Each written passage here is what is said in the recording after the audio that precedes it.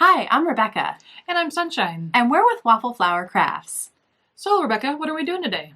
Today, we're sharing another episode of One Stamp, Three Ways. We're using the Wild Roses stamp set 3 different ways without any complicated coloring.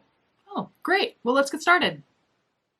So for this first technique, we're just very simply going to grab 2 of the smaller stamps from the stamp set and create a background with a couple of different colors of ink. So I really like some of these smaller images, but I'm not always sure how to use them or to color them. It can be a little complicated because they're smaller. So if you just grab a couple of the smaller images like this smaller flower and this smaller leaf, you can use those to create a card background with just 2 different colors of ink. Okay. All right. So we have Distress Oxide inks here today. Those are my favorite inks for creating backgrounds, especially because they're so creamy. I just really like the way they look. All right. Okay, Rebecca, so how do you go about organizing where to start randomly placing the stamps? Okay, that's a really good question. I like to make it feel as organic as possible, but I know that I want to have both the stamps represented. So what I'll usually do is start in one corner, say this top left corner, and then kind of work my way this way, and then fill in the gaps. But what I really like to do is if I'm using 2 stamps and 2 different inks, I'll stamp the flower and then I'll stamp the leaf next to it. Just so that I'm getting enough variation. Yeah, so the spacing kind of works out. Exactly. Okay. And the great thing about stamping on the water media mat is that you get a great impression and you can stamp off the side and not ruin your work surface. Right, okay. And then you just kind of... Yeah. I think that's perfect. All right. And then we're just going to continue stamping into the card and trying to get a multiple of flowers and a multiple of leaves, and sometimes we're going to stamp off the side, and sometimes we're going to throw the stamp. That's right. And then do you have like you rotate every so often? I do sometimes. This way, again, it gives it that organic feel, so it's not like, oh, they're just lined up straight across. And I think that's perfect. Look at that.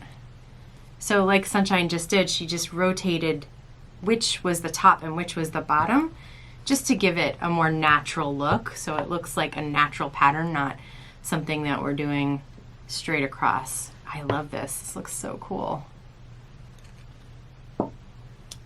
It's easy to stamp on the mat, isn't it? It is. It's a great surface. It's like, I like that it holds the paper. Yeah, doesn't slide around on you, and it has just enough give in the silicone to help you get that clean, crisp impression. Yeah, because sometimes when you're doing like with foam craft or something else underneath you, it's almost too squishy. Yeah, because I then agree. Because I'm gonna need inker, and get too much, then it goes where it's not supposed to go. Right. So anything that was on the block, if you have too squishy a surface, it's going to transfer to your paper. I'm not so sure about this. I think Oh, looking good. Looking good. Well, and I kind of feel like you can cover up, right? Oh, absolutely. That's where the sentiment comes into play. Totally. Okay. Awesome. And I just love the way that looks. It's super, super easy. You didn't have to do any coloring at all. Yeah. And you create this really pretty background, and you can just finish it off with some colorful cardstock. And this Happy Birthday is from the Magnolia stamp set. So super, super simple, but has a really pretty effect because of all the details that are included in this stamp. And it's a nice way to use the small stamps. Sometimes they get lost in the shuffle, or you just don't know how to include them in a group on the card. Yeah. So Rebecca, what is next? So our next technique is really fun. It is stamping and heat embossing on vellum, die cutting them out, and then adding a little bit of coloring to the back. But this is very, very simple coloring. It's really just putting some marker to the paper just to add a hint of color from behind. Okay, great. Let's get started. Awesome. Okay, so the first thing you definitely want to do with vellum, because it has so much static to it, is use that anti-static powder tool. I always forget, and then I stamp it and there's just little bits everywhere. It's ridiculous. I've heard some of the tricks are to make sure your heat tool is very hot by the time you go to put heat on it. That's definitely the best trick. One thing for doing this kind of stamping and heat embossing is to use a heavyweight vellum for sure. You'll notice some of them will be real thin. I think this one is 65 pounds. Okay. So at least that heavy. And like you said, definitely get that heat tool nice and hot before you bring it to the paper. And then we'll show them how you can just bring it to that vellum for a second and then pull it back, bring it towards the vellum again and pull it back. So you're not just holding it over the vellum, because you can even, if you do it, oh, look at how pretty those came out. If you hold the heat tool over it too long, it gets brown. it can burn. And then Absolutely. it's all kind of crazy, bendy. So. All right. Okay. So now we're just going to get our heat tool going. So you'll definitely want to give it a good full minute, and then you're just going to kind of bring it closer and then pull it back so that it's there you go. Perfect. See, and then you're getting the magic happening there. Perfect.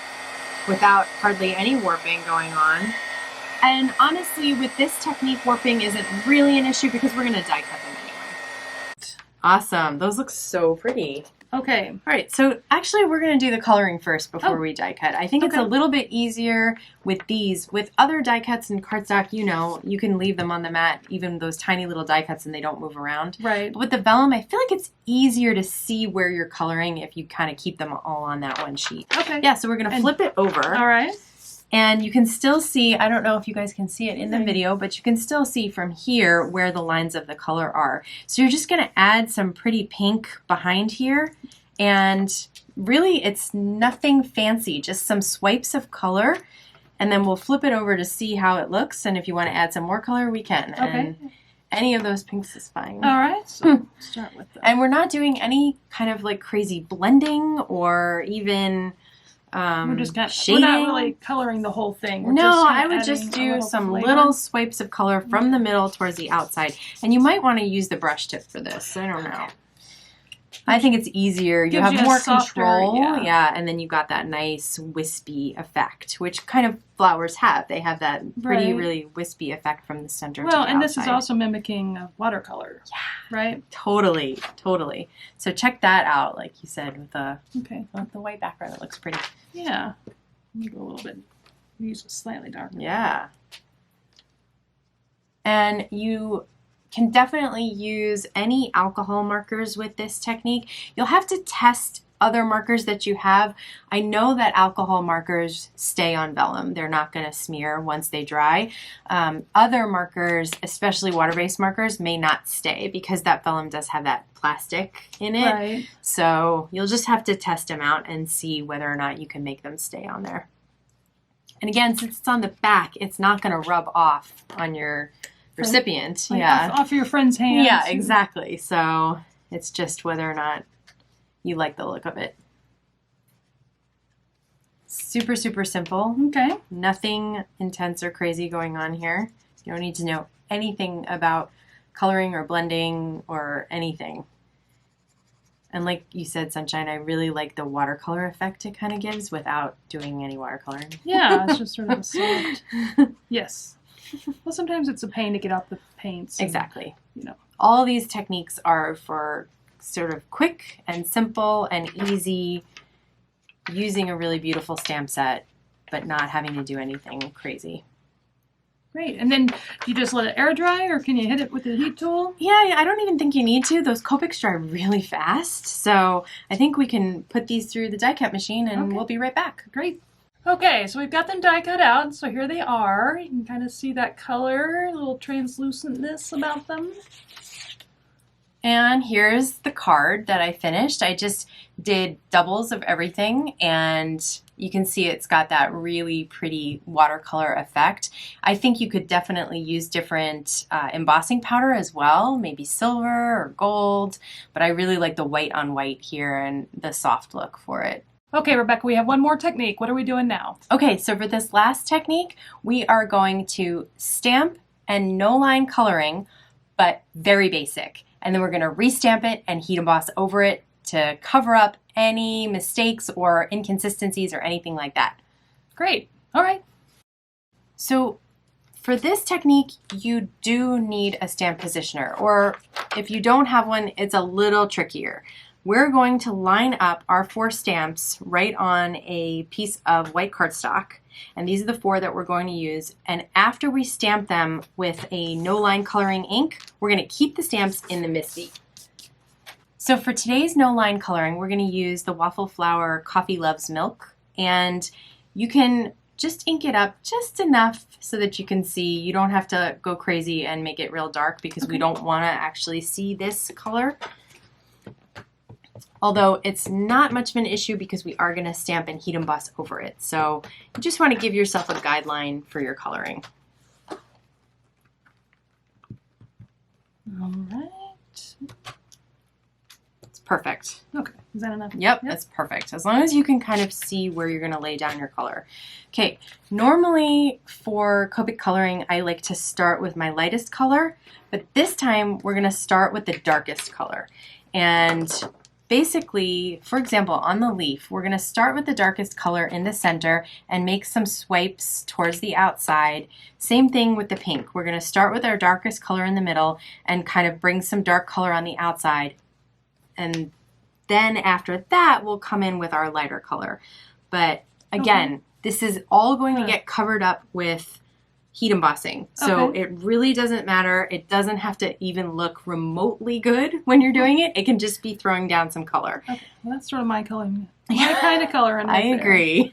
And again, especially if you're in a rush or if you just don't have confidence in your coloring, but you love these floral stamp sets, this is just a really easy way to include your alcohol markers if you have them and use some really pretty floral stamp sets without having to know much of anything about coloring. And then just bring in that lightest color and just cover it up and just make sure that all the lines are covered. You want to try to not go outside the lines too much because we are going to die cut them and then they'll, you know, overhang a little bit, but it's okay if you do. It's going to be fine. Am I going even like lighter? Yep, let's go to the lightest one now and just go all the way to the edge here. Just so there's no white, and then you have kind of a two-tone effect going on. Super, super simple. Don't stress. I know at one point you're going to look at it and be like, this is just a mess. That's okay. It's really going to turn out beautiful when we're done. Perfect. Look at that. All right. So again, normally with no line coloring, you're like outlining it, you're staying within certain lines, you're like really adding these very detailed effects. This is really just throwing down some color just to get... No, you're good. It's all good. Okay. All right, so now we're going to do some pinks. Again, start with that darkest color, go from the middle, swipe to the outside. It doesn't have to stay on the lines at all, just kind of lay down some good color from the middle to the outside, but it doesn't have to go all the way to the outside because you're going to come in with your medium and then your lightest color too. So it is nice to have a few shades of a color, but really we're just using them in a very basic way. Am I the only one that every time I open up a Copic, I go to the wrong, I always get the wrong brush. I've seen people put like a dot of sticker dot on one side so that they know always use that one, you know. I just don't have the patience. I feel like at some point, I guess I just should look. I think the best part about this technique is if you've kind of bought a set of markers and maybe just haven't had time to figure out how to use them, this is a great technique to use for them. Well, it's good. I think it's, good for beginners. Mm-hmm. All right. All right. Well, that looks good. Looks interesting. Right? It doesn't look like anything right now, right? We're going to have faith in Rebecca. Yes, please do. Okay. Just this once. So we just need to put it back in the spot. In the same exact spot. That part was tough. Okay. All right. And then we're going to definitely want to use a lot of anti-static powder tool here because those markers are still wet. You could heat set it too first, but even if you heat set it, use tons and tons of anti-static powder. And then tons and tons, because like you can see there's still some moisture in it. Okay. All right. So now we are going to use the Versamark ink. And this time, we're going to use some gold embossing powder. I think this technique works really, really well with metallics. Just adds a like, special oomph to it. Well, anything shiny is good. Yes, agreed. Awesome. So remember, we kept the stamps in the exact same spot so that we could re-stamp them in the exact same spot.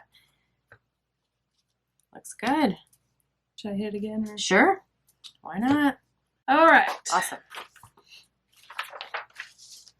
Paper here. Ooh. Got our powdered gold here. I think the great thing about gold embossing powder is it looks great, but then when you heat set it, it looks really great. Yeah, it's sort of like, that's kind of dark, or, you know, greeny, almost has some, black to it.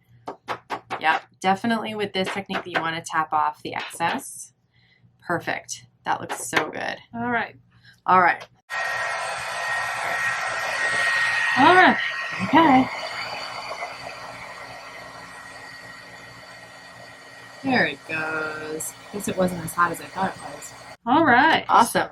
So you can see that any inconsistencies in the coloring or anything that looked like at the time, like how is this going to actually look like anything? Again, you kind of get that watercolor effect. Yeah. You get that shading without having to do a lot of the work. Yep. Which is nice. Yep. And I feel like the areas where I went out of the lines, I'll be tucking that in. So we have embossed and die cut them out. Look at that. Woo. Love it. Ooh, I love that shine. And I like the coloring. It looks like a pro. Right? Yeah, much, much simpler. So easy. All right. And then you can just add them all together, put them on a card, use a little sentiment. Super easy. Bada boom, bada bing. Yep.